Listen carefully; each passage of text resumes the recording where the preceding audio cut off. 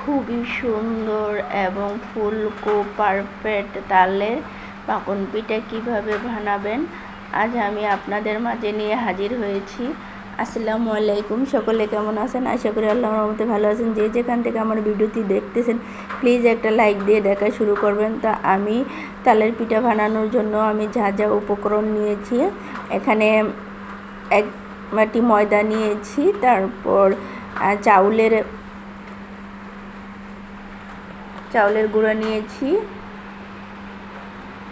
1 cup. তো আমি চাউল আর ময়দাটা কিন্তু একই পরিমাণে দিচ্ছি।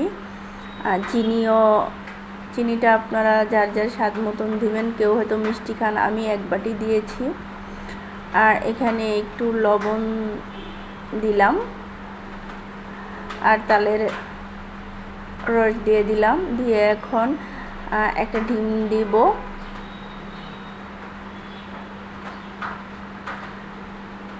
তো ডিমটা দিয়ে আমি ভালো করে এটা হাতে ভালো করে মেখে নিতে হবে। টুলটা আসলে হাতে মাখলেই ব্যাটারটা একদম পারফেক্ট হয়। আপনারা কিন্তু অন্য কিছুটা মাখলে অতটা পারফেক্ট হয় না, কতটা সুন্দর হয় রুলটা। ব্যাটারটা দেখবেন একদম সুন্দর হয়। কিভাবে পারফেক্ট করতে হয় সেটাই দেখতে পাবেন। তো দেখতে থাকুন ফুল ভিডিওটি, আশা করি ফুল ভিডিওটি দেখবেন, কোনো স্কিপ করবেন না। তা আমি এখানে দুধ ইউজ করব, তা আপনারা চাইলে পানিও ব্যবহার করতে পারেন। আমি হালকা কুসুম গরম দুধ নিয়েছি।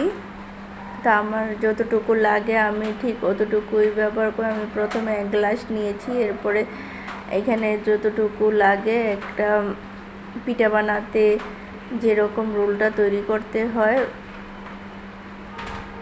আমি ঠিক সেরকম করে তৈরি করে নেব। আসলে ব্যাটারটা একদম পারফেক্ট হলে কিন্তু পিঠাটাও একদম পারফেক্ট হয়। সবার আগে কিন্তু ব্যাটারটা পারফেক্ট করতে হয়, তারপরে কিন্তু পিঠা। এতটা ফুলকো হয়েছে, আসলে আমি নিজেও ভাবতে পারি নাই যে মাশাআল্লাহ এত সুন্দর হবে পিঠাগুলো। খুবই সুন্দর হয়েছে, আর খেতে তো কি বলবো, এতটাই টেস্টি হয়েছে পিঠাগুলো। যারা এভাবে বানিয়ে খান তারা তো জানেন। তো এখানে কিন্তু আমার আরও দুধ লাগবে, ব্যাটারটা কিন্তু অনেকটাই ঘন রয়েছে, আর একটু লাগবে আর কি। তো এখনও ফুল হয়নি, তো আমি এখন কিছুক্ষণ রেস্টে রেখে দেব, দিয়ে তারপর আমি আর একটু দুধ অ্যাড করে নেব। তা আমি প্রায় আধা ঘন্টার মতো রেস্টে রেখে দেব, আধা ঘন্টা 10 মিনিট, এরকম যার হাতে যেরকম সময় থাকে। তা আমার হাতে আধা ঘন্টার সময় আছে, তাই আমি আধা ঘন্টা রেস্টে রেখে দেব। তারপরে আমি পিঠাগুলো বানিয়ে নেব। আধা ঘন্টা পরে এসে আমি ডেকে এখন রেখে দিচ্ছি আধা ঘন্টার জন্য।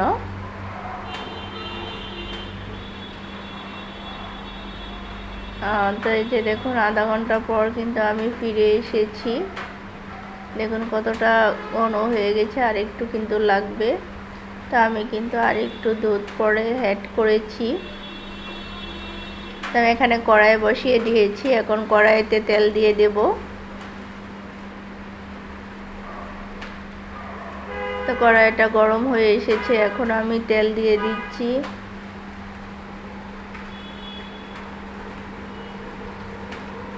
তো সবগুলো পিঠা একই মাপের বানানোর জন্য আমি একটা স্ট্যান্ড নিয়েছি। এই যে দেখুন এমন একটা, তো এটার মধ্যে দিলে পিঠাগুলো সবগুলো একই সাইজের হবে, কোনোটা বড় ছোট হবে না। তো এটা যখন গরম হয়ে এসেছে তখন আমি উঠিয়ে নিচ্ছি একটা ছাঁকনি দিয়ে। এখানে আমি ব্যাটারটা দিয়ে দেব। দেখবেন মাশাআল্লাহ কতটা ফুলকো হয়। আর একদম কিন্তু এই যে আমি কিন্তু আরও কয়েকগুলো বানিয়ে নিয়েছি, বানিয়ে প্রায়। তা যখন আমি এই পিঠাটা বানাচ্ছিলাম তখনই হঠাৎ মেহমান চলে আসে, তাই তাড়াহুড়ো করে তাদেরকে কয়েকটা বানিয়ে দিয়ে নিয়েছি। দিয়ে তারপর আমি এখন আবার এগুলো ভাতিজামা বানাবো। তো এই যে আমি ব্যাটারটা দিয়ে দিচ্ছি। তো পরিমাণ মতো ব্যাটার দিয়ে আমি এখন এটাকে ডিপ করে সুন্দর করে এটা তেলে ছেড়ে দেব।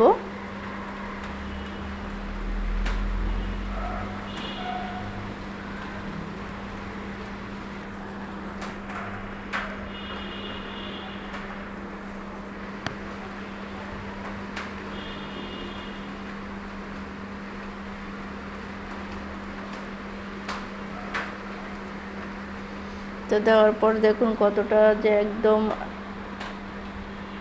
ফুলকো হচ্ছে পিঠাটা, কিভাবে ফুলে উঠলো।